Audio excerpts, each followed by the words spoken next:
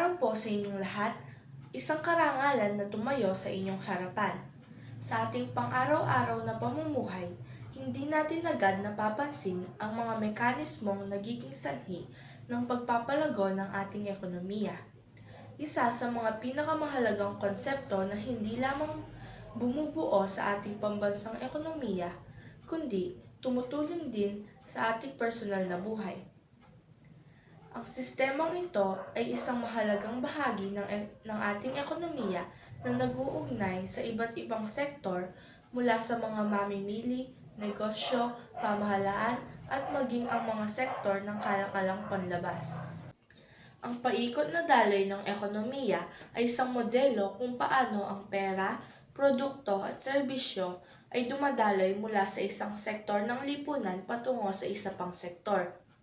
Ang circular flow of income ay nag-uugnay sa mga bahay-kalakal, negosyo, gobyerno at mga mamimili sa isang siklo ng pagpapalitan ng mga yaman na nagbibigay daan sa ating bansa upang umunlad. Ang isang pangunahing bahagi ng ekonomiya ay ang mga negosyo.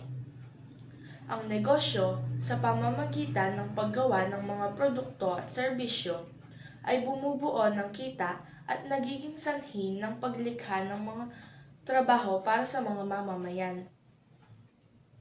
Sa isang paikot na daloy, ang pera na kinikita ng mga tao mula sa kanilang trabaho ay ginagamit nila upang bumili ng mga produkto at serbisyo.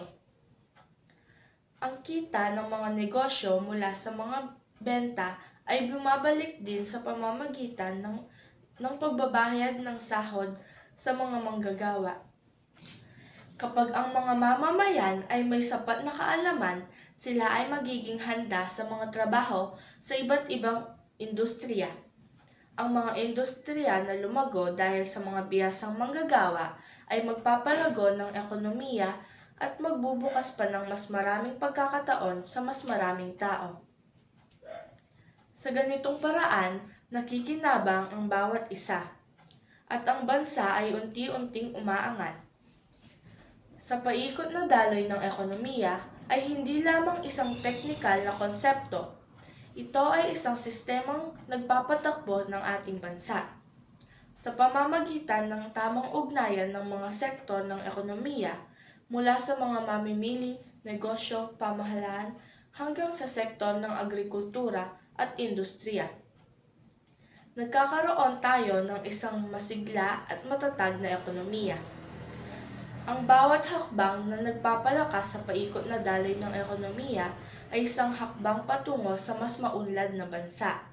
Kaya't tayo po ay magtulungan, mag-invest sa edukasyon, sa agrikultura, sa infrastruktura at sa mga negosyo upang mapabuti ang ating buhay at ang ating bayan.